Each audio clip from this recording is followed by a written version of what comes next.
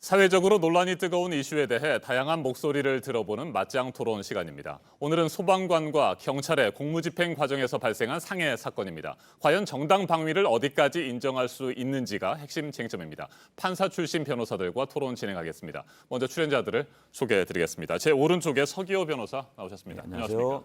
네, 그리고 제 왼쪽에 오동훈 변호사입니다. 안녕하세요. 어서 오십시오. 네, 안녕하세요. 네.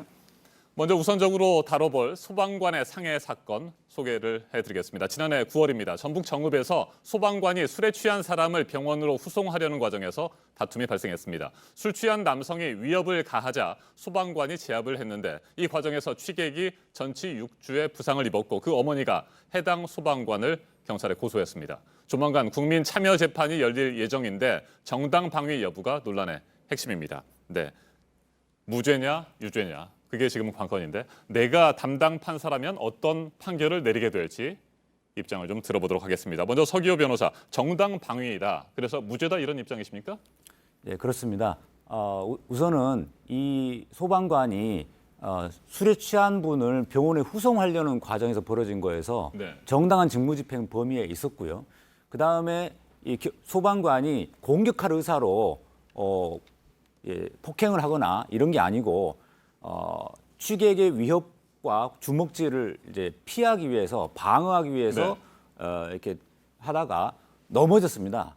그 과정에서 발목이 하필이면 부상을 당했는데 그렇기 때문에 이것은 공격하기 위한 행위가 아니라 방어하기 위한 행위에 불과해서 정당방위다. 그래서 무죄라고 저는 생각합니다. 네, 정당 방위 무죄다라고 하는 것이 서기호 변호사의 입장이시고 오동훈 변호사께서는 과잉 대응이다. 그래서 유죄다 이런 입장이십니까? 네, 제가 기록을 잘 보지 못해서 네. 정확하게 말씀드릴 수는 없지만은 제가 담당 판사라면 하고 물으셨잖아요. 네. 저라면 지금 이 상습 주치자이기 때문에 어디서 다쳤는지가 좀 문제가 될 수 있습니다. 그래서 저는 만일에 재판을 한다면은 건강보험공단에 사실조회를 해가지고 그 사건 그 부근에 발목 치료를 받은 사실이 있는지를 먼저 규명한 다음에 그것이 맞으면 지금 그 넘어뜨린 것이 맞다면 유죄를 할 가능성이 매우 많다고 생각합니다. 네, 정당 방위 여부를 결정하는 데 있어서 중요한 것은 뭐 당시 사건 현장의 상황일 것이고요.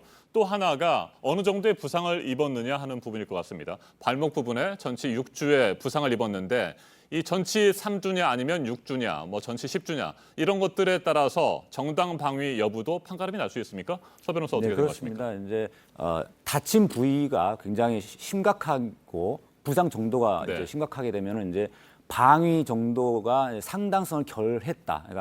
그러니까 정당 방위라는 게 공격에 대한 방어 수단으로서 좀 상당한 정도여야 되는데 그것을 넘어서 버리면은 그는 정당 방위 인정을 잘 안 합니다. 그래서 사실은 전치 6주가 나왔기 때문에 이 부분이 정당 방위가 인정되기 어려운 요소가 될 수는 있었는데 제가 생각할 때는 그 6주의 부상이 네. 공격으로 인해서 폭행으로 해서 벌어진 게 아니고 넘어지다가 발목이 찔려서 아마 부상을 입은 것 같은데 넘어지면서 발목을 부상당해서 6주까지 나왔다는 게 제가 좀 이해가 잘 안 되는 부분입니다.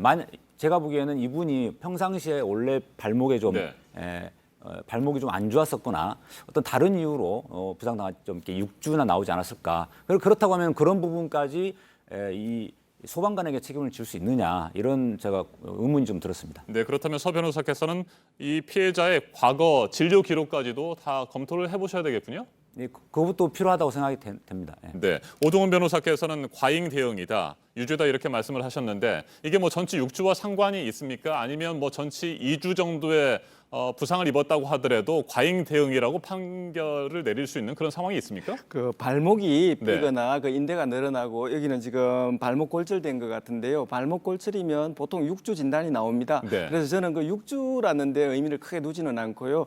이 과잉 방어냐, 과잉 대응이냐, 정당 방위냐의 그 관건은 피해자가 술에 취해 가지고 스스로 넘어졌느냐, 아니면은 좀 소방관께서 화가 나 가지고 잡아뜨리는 식으로 넘어뜨렸느냐, 거기에서 갈릴 거라고 생각합니다. 네, 이 피해를 입은 부상을 당한 취객이 말이죠.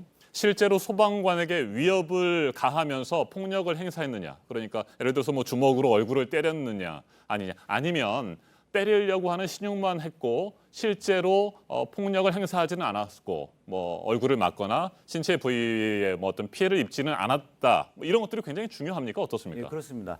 이 사안에서 보면 주먹을 휘두른 것으로 언론 보도에 나옵니다. 욕설을 하면서 주먹을 휘둘렀다고 돼 있는데 만약에 거기서 그 주먹이 소방관의 얼굴에 살짝이라도 맞았다고 한다면은 오히려 거꾸로 이 피해자분이 가해자가 돼서 공무집행방해죄로 처벌받는 상황이 됐을 겁니다.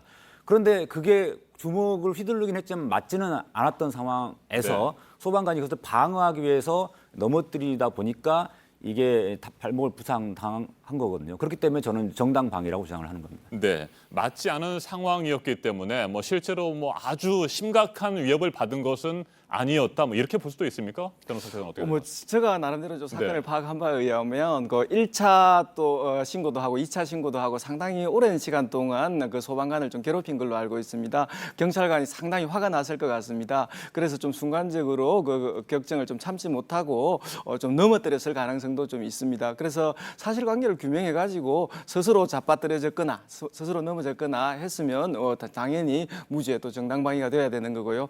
좀 순간적으로 너무 이제 그 격분해가지고 뭐 다리를 걸었거나 그다음에 또 밀쳐가지고 쓰러뜨렸다면 정당방위가 인정되기 쉽지 않을 겁니다. 네, 공무집행 과정에서 발생한 상해 사건에 대해서 우리나라는 뭐 미국이나 다른 나라들에 비하면 정당 방위를 여러 가지로 상황을 검토했을 때 말이죠. 인정을 해주는 것이 뭐 어느 정도입니까? 다른 나라들과 비교하면 말이죠. 사실은 이제 과거에 독재 정권 치하에서나 해서 공권력이 남용된 사례가 되게 많았었습니다. 그러다 보니까 이제 법률가들도 공권력의 남용을 규제하기 위해서 그 정당 방위를 굉장히 좁혀서 많이 해석하기도 했고 그런 것들은 사실 진전된 부분이라고 생각이 듭니다. 근데 지금 이번의 사건 같은 경우는 취객이 일방적으로 잘못한 부분이 있고 분명히 도발을 한 상태고 근데도 요즘 보면은 이제 매 맞는 경찰관이나 이런 이야기들이 많이 나오듯이 이 사안은 공권력의 남용과는 좀 관계가 없는 본질적으로 다른 사안입니다. 그렇다고 한다면 이것을 그 당시에 소방관이 공격할 의사로 화가 나서 격분해서 공격할 의사로 공격을 한 거냐 아니면은 방어하기 위한 행위 과정에서 벌어진 약간의 이제 불상사냐 이렇게 봐야 되는데 제가 보기에는 후자 쪽이 더 맞는 것 같다라는 것이고요. 그래서 이번 기회에 지금 안 그래도 취객이나 이런 공무집행 과정에서 공무원들이 위축되는 그래서 제대로 공무집행을 못하는 이런 일들이 벌어지고 있는데 이 사안에서만큼은 좀 정당방위가 인정되지 않겠느냐 이런 생각이 듭니다. 네, 오동훈 변호사님. 당시 상황이 벌어졌을 때 이 50대 남자가 술에 취한 상태였잖아요. 그래서 술에 취한 상태였기 때문에 굉장히 뭐 힘이 세거나 이런 상황이 아니었을 수도 있고 아주 심각한 위협을 가하지 않고 뭐 그런 뭐 위협적인 행동만 했을 수도 있잖아요. 이런 부분들이 과잉 대응이라고 판결을 내리는 데 있어서 상당 부분 참조가 가능합니다. 네, 그 근거가 될 수 있습니다. 이 주체자의 그 행위라는 것이 그 물리력이 그렇게 세지는 않을 겁니다. 사람을 굉장히 분노케는 하지만은 피하면 피할 수 있고요. 그래서 좀 기분만 잘 억제하면은 사실 그 상황을 정리할 수가 있을 것입니다.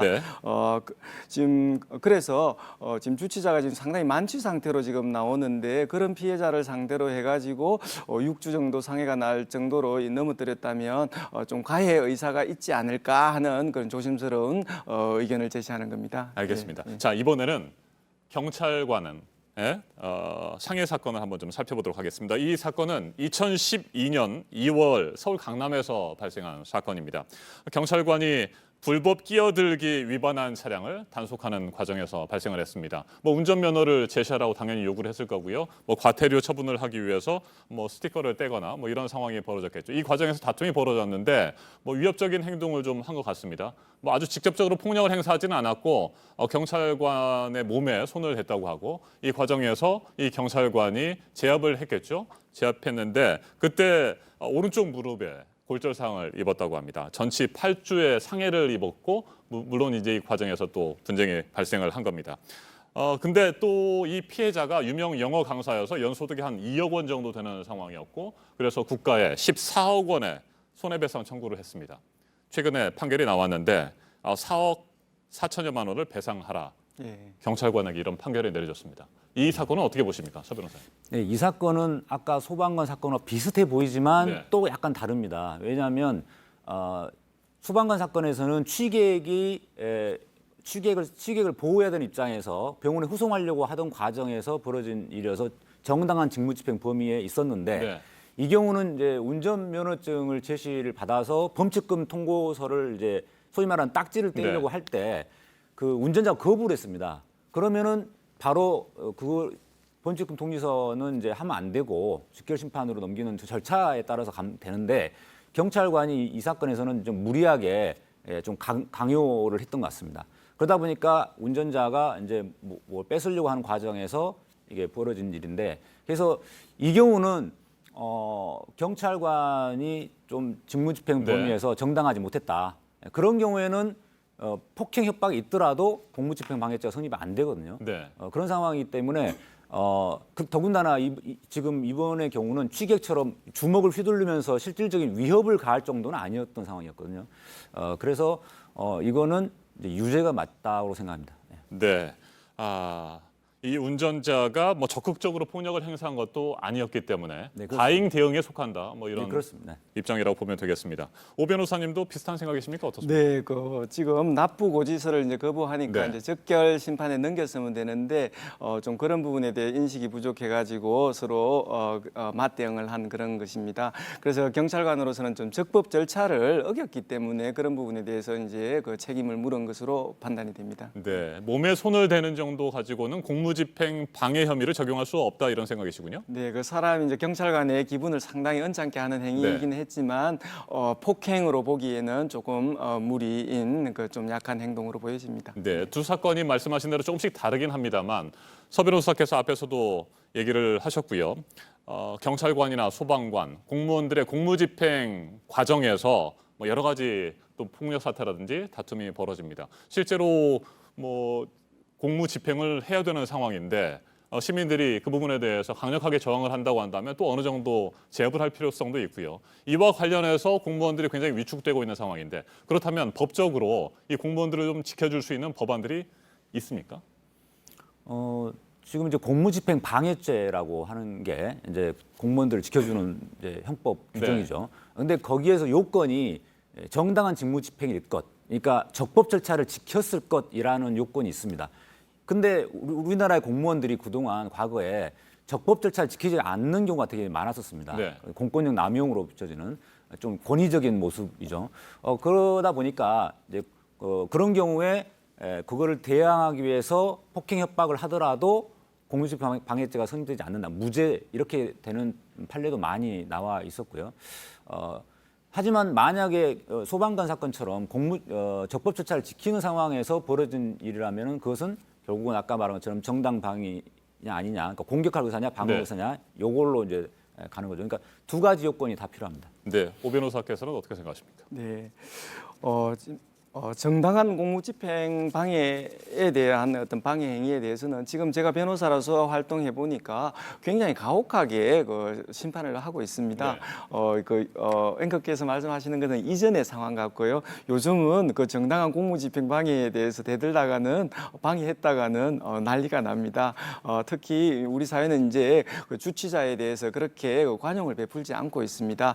그래서 정당한 공무집행을 방해하는 그에 대해서 좀 응징한다, 처벌을 한다는 것도 중요하지만 공무원들이 적법 절차에 따라 가지고 업무를 수행한다 하는 그런 부분도 굉장히 소중한 가치라고 생각합니다. 네, 공권력을 경시하느냐 아니면 반대로 공권력에 의한 인권 침해가 발생할 수 있느냐 뭐 이런 부분들은 사실 상황에 따라서 사건에 따라서 조금씩 판단이 달라질 수도 있을 것 같습니다. 네, 그렇습니다. 네, 알겠습니다. 오늘 두 분 토론 잘 들었습니다. 지금까지 서기호 변호사, 오동훈 변호사였습니다. 말씀 잘 들었습니다. 감사합니다. 감사합니다. 네, 감사합니다.